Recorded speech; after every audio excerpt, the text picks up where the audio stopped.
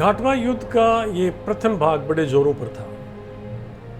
इस वक्त महाराज शेखा जी की सेना उनके गणवेश के कारण विविध रूप से नजर आ रही थी, क्योंकि वो नीलांबर वेश में थे। कहा जा सकता है कि कौन कहाँ पर है। वो सब जगह भारी पड़ रहे थे, लेकिन स्थिति ये थी कि आज शेखा जी घायल हो चुके थे। इस घायल अवस्था में भी उनके पेट में तीर लग चुके थे। आंतड़ियों पर पट्टी बांधकर भी वो आगे लड़ते रहे, और किसी प्रकार से आप देखें उन्होंने घोड़ों की सेना को यहाँ पर निर्धारित समय तक रोक कर रखा, एक ढाल बनकर खड़े हो गए।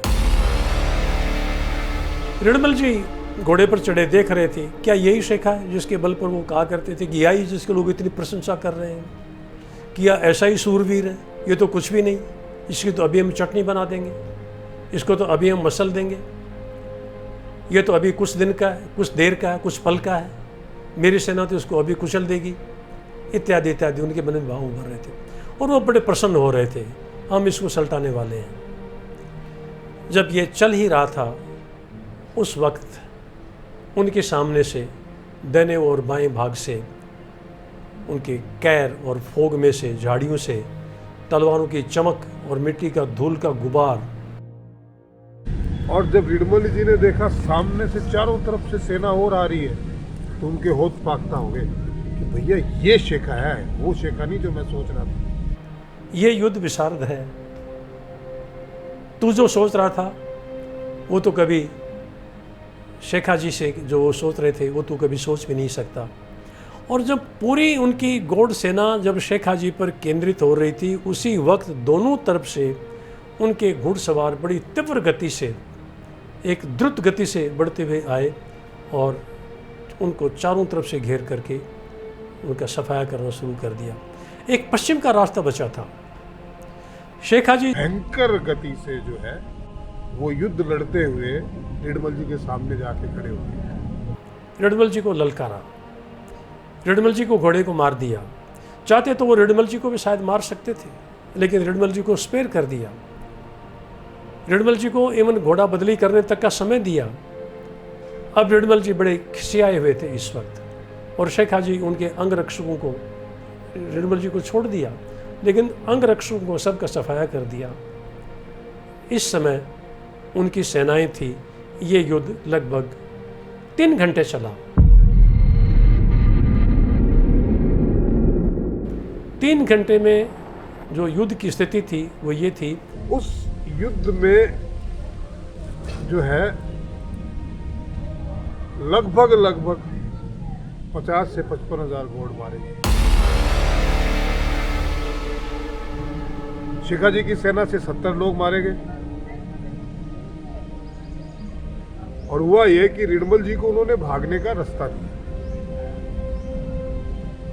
उधर पूरन जी जो झूथर की तरफ से आए थे, तो उनके अनुमान के मुताबिक झूथर में जो है औरतें और बच्चे थे जो लड़ते नहीं थे, लेकिन संभवतः इस युद्ध में उस समय औरतों ने भी भाग लिया होगा, क्योंकि उनके 400-500 लोग जो थे उसमें से लगभग सारे समाप्त हो गए उस पूरन जी की सेना में। और पूरन जी को भी बहुत बुरी तरह से घायल हो गए। वो जो कुछ बचे, पीछे का रास्ता खुला था, वो घाटवा गांव की तरफ भागे। घाटवा गांव में इसी वक्त पूरन जी मारोट की तरफ से आते हैं। उनके पास 300 एक घुड़सवारों की बड़ी सशक्त सेना थी, और पूरन जी महान योद्धा थे। पूर्ण जी गलियों में से जब गुजर रहे थे, उनके घोड़ों के सैनिक भी वहाँ मिले।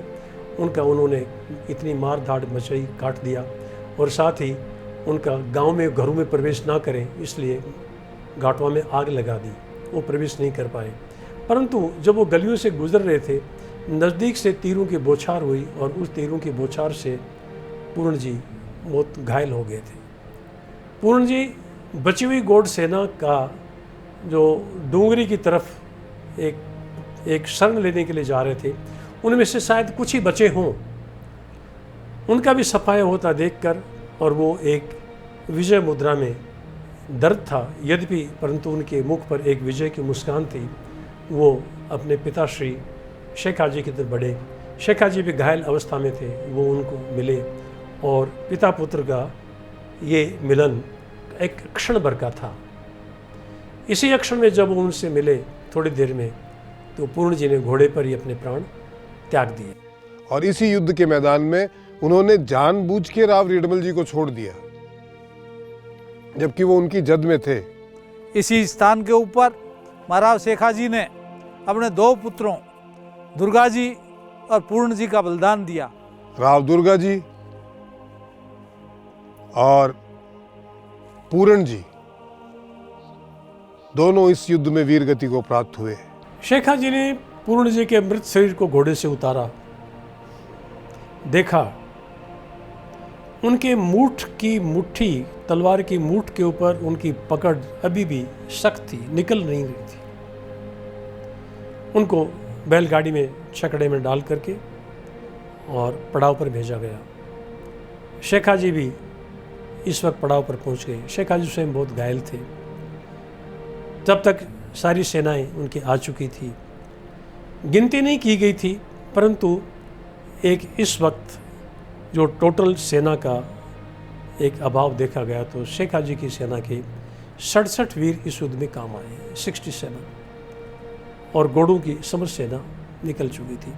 रिडमल जी वहाँ से युद्ध के मैदान से मारोठ जा चुके थे। उनके कुछ बचे हुए थोड़े बहुत सैनिक थे, 10-20 थे, वो भी उनके जा चुके थे। कोई उनके डेड बॉडीज़ को उठाने वाला तक नहीं था। एक बहुत भयानक एक इस प्रकार का था कि उनकी 3 पीढ़ियाँ इस युद्ध में काम आई, कोई बचा हुआ नहीं। ऐसा कोई घर नहीं था जिसमें कि 3-3 लोग एक साथ उनकी मृत्यु का समाचार न गया हो। शेखा जी घायल अवस्था में एक खेजड़े के पेड़ के साथ उनको विश्राम की अवस्था में बिठाया गया। दिन के करीब 4 बज रहे थे, घायल थे। वैद्य जी ने उनका इलाज किया, उनके पेट की पट्टी खोली गई। कहा तो जाता है कि उनके वैद्य जी ने टाँके लगाए, लेकिन वो उनका खून रिश्ता ही गया, लेप लगाया, रिश्ता ही गया, नहीं हुआ, उनका इलाज नहीं हो पाया। अत्यधिक रक्तस्राव से शेखा जी का शरीर पीला पड़ने लगा था। इसी के थोड़ी देर पहले ही रायमल जी भी अपने 70 सैनिकों का एक पड़ाव लेकर के युद्ध के मैदान में आ डटे थे। जब तक वो पहुँचे तब तक युद्ध समाप्त हो चुका था, सब मोपिंग अप में थे, सब लोग भाई खड़े थे। शेखा जी को मालूम था कि उनका अंतिम क्षण है। उन्होंने सब भाइयों से, सब अपने पुत्रों से कहा, अपने दुर्गा जी के भाइयों से कहा कि दुर्गा ने मुझे वचन दिया था कि वो राज का हिस्सा नहीं लेगा, उसका वचन था, उसके साथ गया। अब तुम बताओ ये खांडा मैं किसको दूं? तो सब ने वैराग्य की एक भावना जाग चुकी थी, सबकी गर्दनें नीची थी और आंखों में आंसू थे। ऐसी अवस्था में फील कर रहा हूं, दर्द भरी अवस्था में उन्हें रायमल जी को खांडा सौंपा। एक पिता की आप सोच सकते हैं क्या अवस्था रही होगी। बड़ा पुत्र पहले ही युद्ध भूमि में काम आ चुका था और 11वां पूर्ण जी, उनकी डेड बॉडी उनके बगल में पड़ी हुई थी। ऐसी अवस्था में उन्होंने रायमल जी को खांडा सौंपा, लेकिन साथ साथ हिदायत थी कि तुम अपने आप को राजा मत मानना, तुम राजा नहीं हो, मैं तुम्हें केवल अपना उत्तराधिकार सौंपता हूं।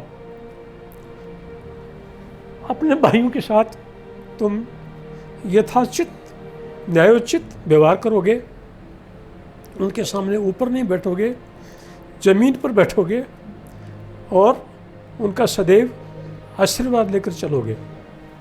दोनों के बलिदान के साथ साथ राव शेखा जी को उस ऐतिहासिक युद्ध में जनधन की हानि उठाते हुए नारी के सम्मान का सुअवसर प्राप्त हुआ। अक्षय तृतीया वैशाख शुक्ला विक्रम संवत 1545 का दिन था। इस दिन महाराव शेखा जी ने अपने प्राण त्यागे।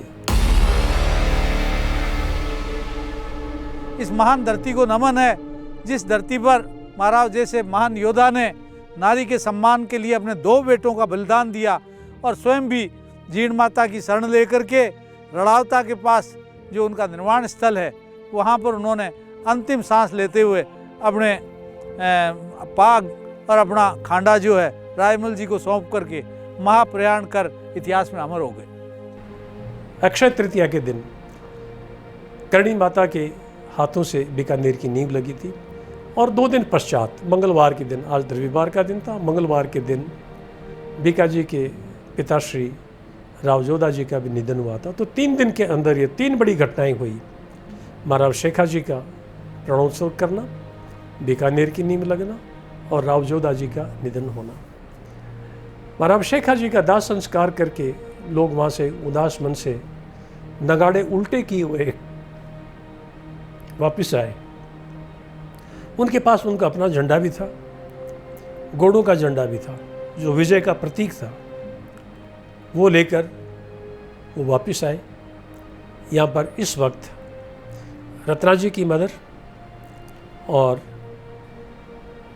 मिल्क कंवर जी, दोनों कजिन्स थी, दोनों सिस्टर्स थी, ये इन्होंने सतीत्व धारण किया। टांक कंवर जी सबसे बड़ी पटनारी थी, लेकिन दुर्गा जी की माँ वो सती नहीं हुई क्योंकि उनके ऊपर दुर्गा जी के पुत्र मान सिंह का एक लालन पालन का दायित्व था, उन पर ही था। इस वजह से उनको सती होने से लोगों ने इनकार कर दिया था।